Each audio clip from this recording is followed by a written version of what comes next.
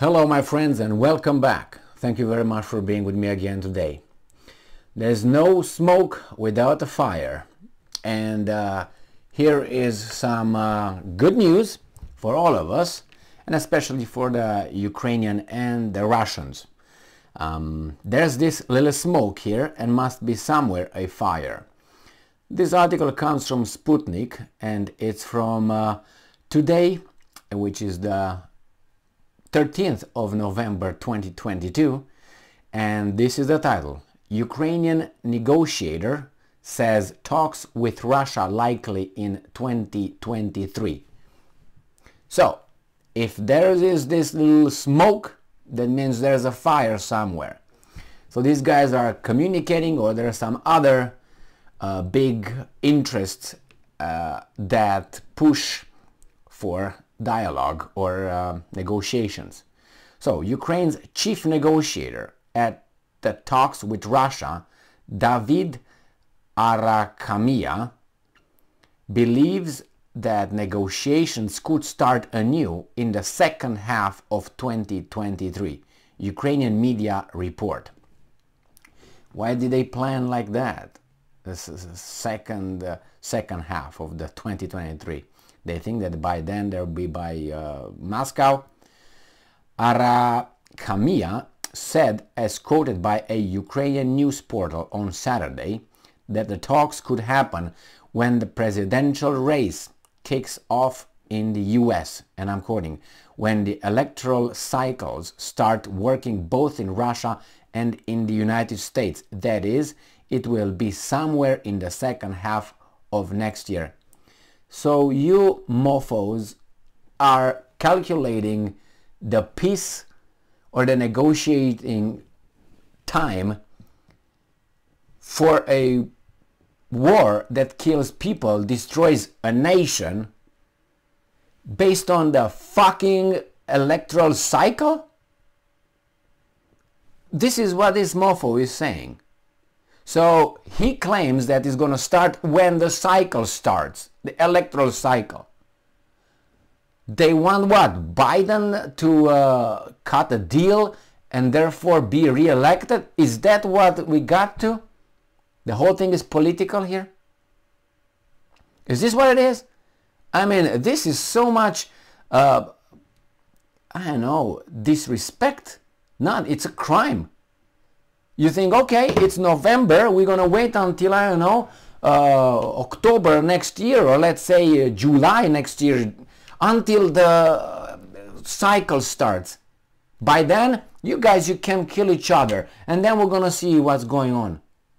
Really? It's not about how many people are suffering, how many people are displaced, how many people die, how many are blown up, how much infrastructure is destroyed. No, it's about the election cycle. This is screwed up, man.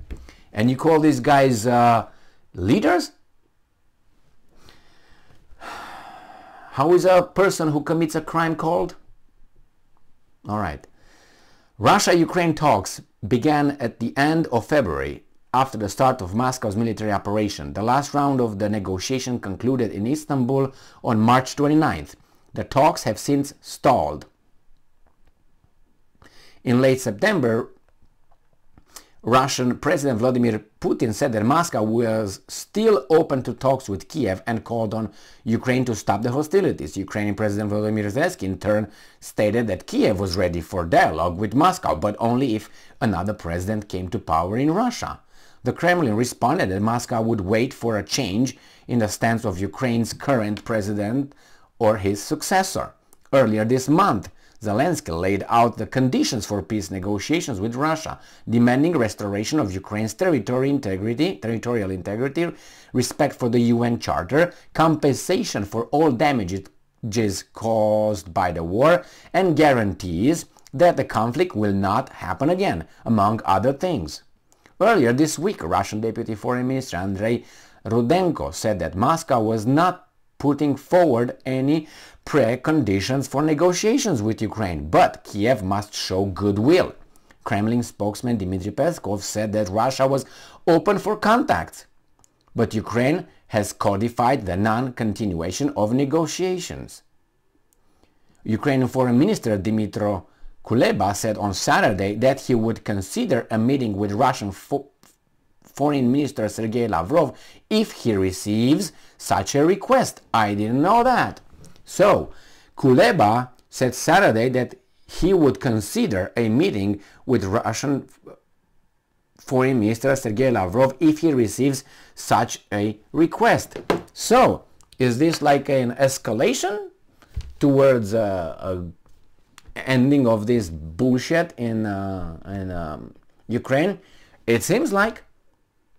I can't believe I read this reason, or at least the one here. The talks could happen when the presidential race kicks off in the US, when the electoral cycle start working both in Russia and in the United States. That is, it will be somewhere in the second half of the next year. What? And you say that out loud? I mean, even the lemmings, the retards, the below 86 IQ guys will catch up on that. Don't you think? No, I don't think so. I don't think so. But nevertheless, look at this. That's a great good step. And then Kuleba said, "Oh, I'm going to talk with Lavrov." I don't think so. I think he just wants to be like those idiots who wanted.